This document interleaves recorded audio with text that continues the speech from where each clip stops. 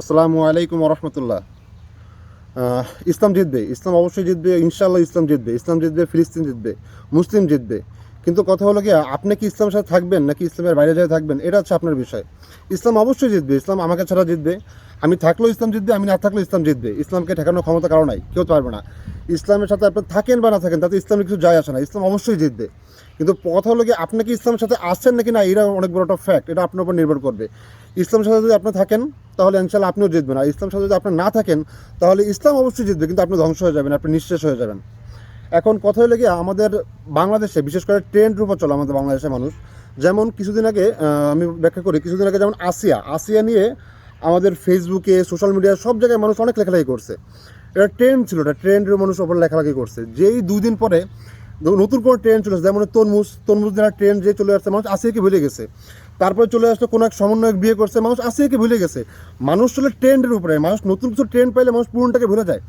এই যে ইসরায়েলি পণ্য বয়কট নিয়ে অনেক আলেম ওলামারা অনেকবার সতর্ক করছে, অনেকবার মানা করছে যে আপনারা ইসরায়েলি পণ্য বয়কট করুন, ইসরায়েলি পণ্য পরিত্যাগ করুন, ইসরায়েলি পণ্য বয়কট করুন। কিন্তু আমরা বয়কট করি, যতদিন ট্রেন্ডে থাকে ততদিন বয়কট করি। যেই ট্রেন্ড চলে যায় আমাকে বয়কট বন্ধ হয়ে যায়, আমরা আবার নতুন করে ভুলে যাই, আমরা আবার নতুন করে সেই ইসরায়েলি পণ্যের দিকে ঝুঁকি, ইসরায়েলি পণ্য আবার নতুন করে কেনা শুরু করি।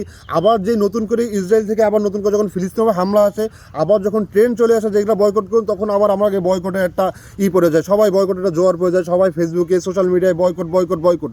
কিন্তু এইভাবে কতদিন?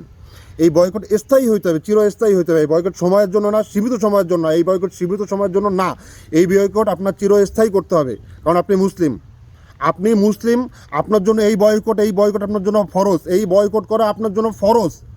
এই পণ্য আপনার গ্রহণ করা আপনার জন্য হারাম। তো আমরা এই পণ্য আমরা পূর্বেও বয়কট করেছি, অনেক বয়কট করছি, কিন্তু লাভ হয় নাই। আমি মনে করি আমাদের বয়কটের ধরন পাল্টানো উচিত। আমরা প্রতিবার পণ্য বয়কট করছি, কিন্তু এবার আমার মতে ব্যক্তিগত মনে হয় যেহেতু পণ্য বয়কট না, যেই দোকানে এই পণ্য বিক্রি হবে সেই দোকান বয়কট করা উচিত। কারণ আমরা ওই দোকানে যাচ্ছি, আমরা যে দোকানে মনে করেন যেই দোকানে বিক্রি করছি সেই দোকান কি মুসলমান না? তার কি কর্তব্য না এই পণ্য বয়কট করা? শুধু আমরা কেন বয়কট করবো? সেই দোকানদারও তো এটা দেয়, সেই পণ্য বয়কট করবে। তো আমাদের উচিত শুধুমাত্র পণ্য না, যেই পণ্য বিক্রি করবে ওই সকল দোকানদারকে আমাদের বয়কট করা উচিত। তাহলে আশা করা যায় ইনশাআল্লাহ খুবই শীঘ্রই এই ইসরায়েলি পণ্য আমাদের বাংলাদেশ থেকে পরিপূর্ণভাবে বয়কট হবে এবং পরিপূর্ণভাবে আমাকে বাংলাদেশ থেকে বিলুপ্ত হবে, আশা করা যায়। তাই আমাদের উচিত আজকে থেকেই শুধুমাত্র পণ্য নয়, যে সকল দোকানে এইসব পণ্য বিক্রি হবে সেই সকল দোকান আমরা বয়কট করবো ইনশাআল্লাহ। আশা করি অবশ্যই এতে আমাদের জন্য এটা সুফল বয়ে আনবে। অতএব আর কোনো কথা বাড়াবো না, রাখি। আল্লাহ হাফেজ, ভালো থাকবেন। আসসালামু আলাইকুম।